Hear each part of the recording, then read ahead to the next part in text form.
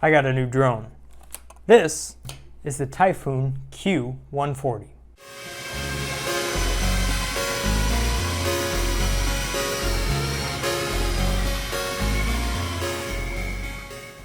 So this is a 140 wheelbase, 3-inch quadcopter, and this thing is pretty awesome. If you look inside of here, you can see the buildup of how the stack looks.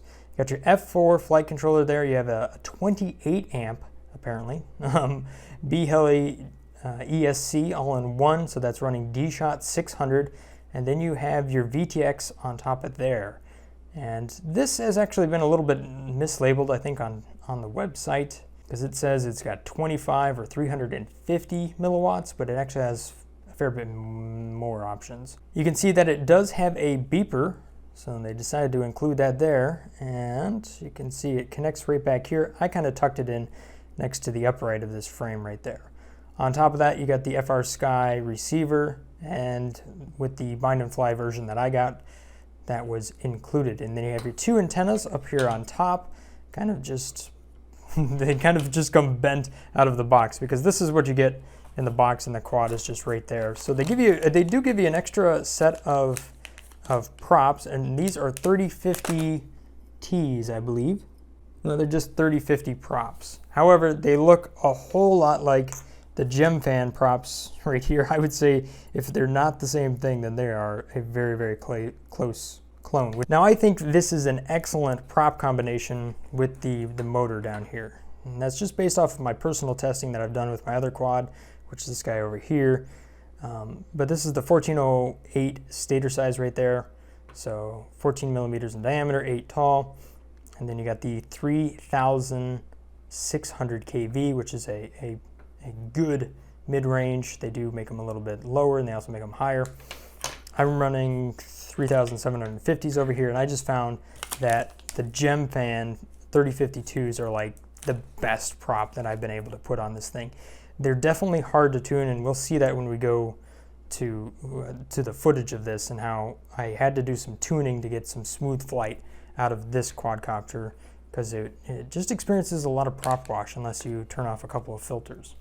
So real quick, looking through Betaflight here, the one thing I turned off right off the bat was the crash flip beeper, because otherwise it just seems to beep constantly. So I turned that off. And then as far as the PIDs are concerned, what I turned off over here was the gyro low pass filters and the notch filters. It worked for my other drone, and it works well for this one. Here's an example of a before and after.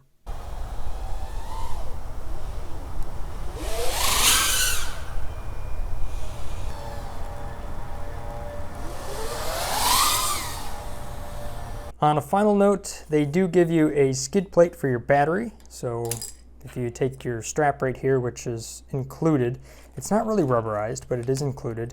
You also have this rubber pad right here, which I've cut a little bit to match the frame here and stuck on.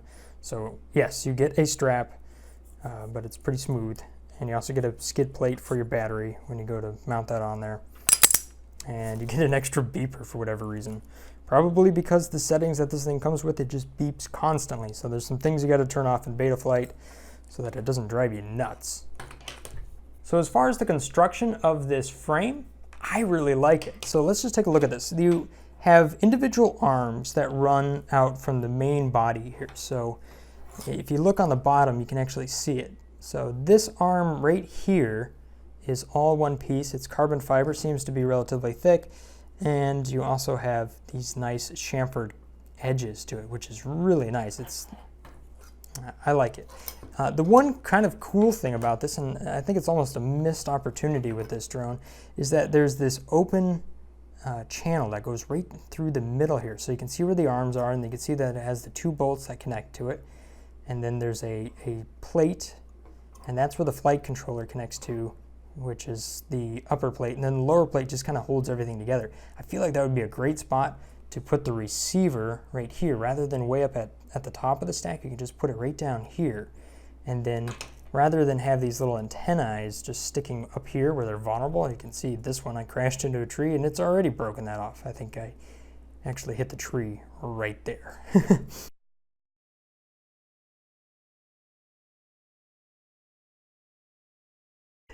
Yeah, you can see what I did on my setup here when I just went to build this. I just stuck the antennas out this way as I ran back from the receiver, so it goes back and off the side. And I've seen a lot of other people do that, and that just seems to have worked, and I've crashed this thing a ton. So I feel like that would be a great spot for it. As far as the antenna and its location for the VTX, I think that works out just fine right there. You probably don't want to bring it back straight back because you'd end up in the props. The reason that I really wanted to buy this drone when I already had one was because my original thought when I was building up my first quad is that these were going to be separate arms, but as it turns out it's not, and there's not a ton of frames that seem to have that, but this one does. So this gives me an opportunity to do exactly what I wanted to do with my quadcopters here. So it has a 28 amp ESC, so I can put some bigger motors, maybe. Again, I don't know if that number is really going to live up to it, but so I wanted to try to 3D print in carbon fiber my own arms here to kind of try maybe an ultralight 5-inch prop or a 4-inch prop, and just to see how that kind of changes things up, and you can kind of see how that would be easily possible with a frame like this where you can just unbolt this and take the arm out. I haven't been able to find the spare arms, at least on GearBest, but I'm sure you could probably find those somewhere, and if not, you could always find somebody to make you a spare, right? In case you happen to break one of those. But it's gonna have to be quite a crash to break something that thick.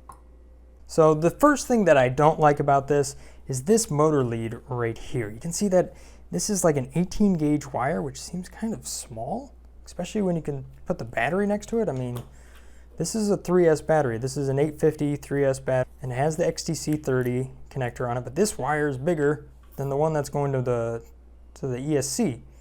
So that seems kind of small. And when you also consider that this thing could potentially be running a 4S battery, so this is, you know, the same sort of 850 battery, yeah, that just seems undersized. So the total weight of this drone is 153 grams, and then with this battery right here, which would be a good combination, you're at 232 grams. So you're under that 250 mark, which is great, especially if you're looking to just get into quadcopters and you're worried about the 250 gram mark. You're going to be under it with this, and it is fast. You'll see it in the footage. Now, if you were to run this with 4S, and I were to put that on there, it's 261, so you're just over. So you might have to step down to a smaller battery. A little less flight time, a little less total amps, but it should be all right. All right, so for my closing thoughts here, the Typhoon Q140 is an excellent little 3-inch quadcopter, especially at the price that you can pick this thing up. It comes with every feature that you'd want on it, like pre-configured. It needs a little bit of tuning, but I've already kind of showed you that right there. And the thing is fast, and it does a really good job, especially when you consider the price. If there was one thing I'd probably want to upgrade, just because I am the way I am, is that I would want to put a split or like a CADX turtle in here so that I can get onboard DVR. And there's enough room in the frame here, it looks like, that I could get an extra, and I'd be able to fit that just fine. The other thing I definitely think that receiver should probably be relocated somewhere besides being at the top there, just to kind of keep anything that might get sheared off below the frame. So all in all, as it is, it's a great little package, and I think it offers a lot of flexibility, especially if you want to like play around with tweaking the drone, throwing in different boards and whatnot, or maybe in my case, where you want to throw some different arms on here and try different motors. And if you're just getting into this and this is your first drone, I think it's a pretty good choice. Like, I would be totally happy with it. It took me a lot more effort to get to where I am now, and I don't even have all the features that this one does have. So if you are getting into this, let me show you the gear that I bought just a few months ago as I was getting in here.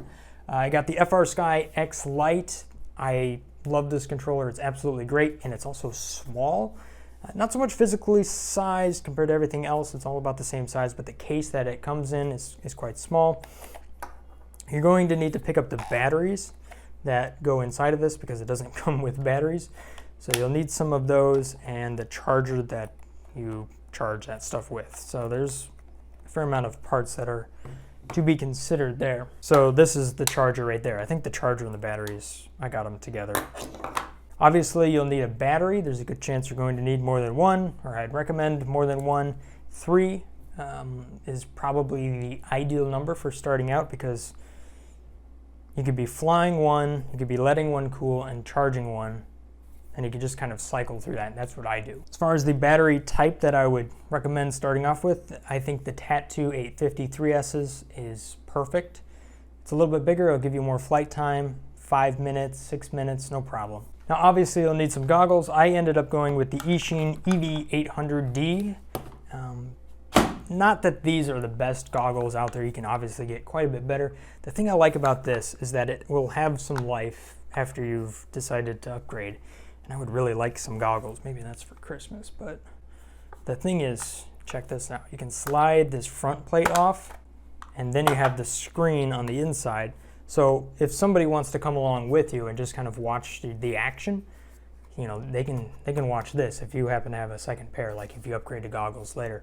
And that was the selling point on this for me, because, you know, that's easy to share the experience. And really, people are quite curious about this, and they would like to, they'd like to hang out with you. It'd probably be a good idea to have some extra props. So yeah, make sure to have lots of those. And then on one final thing is, obviously you got to charge your batteries here. So there's, you know, get yourself a decent battery charger for your lipos that you're going to be running your drones on. So really you need everything on the table here.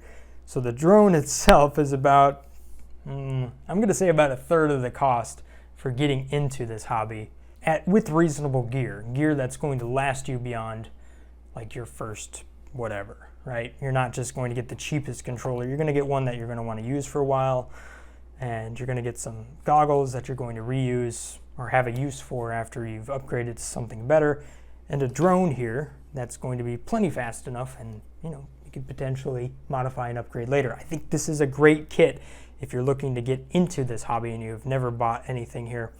On one final note here, I think getting into this hobby with a 3-inch quad is a great way to go. It's smaller, so it's easier to take around with you, and it's also less intimidating to fly in smaller areas. Not that it's any slower.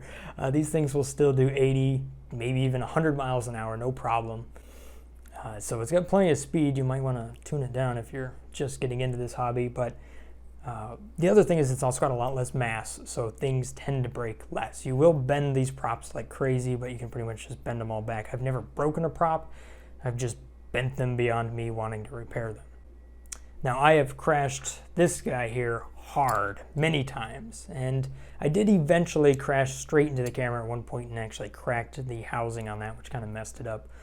But for the most part, these things are nearly indestructible. So there you have it, guys. That is my review here for the Typhoon Q140. I like it. I'm looking forward to seeing where this little drone will take me, and I'm loving this hobby. Thanks for watching, guys. Have a great day. I'll see you again next time. Peace.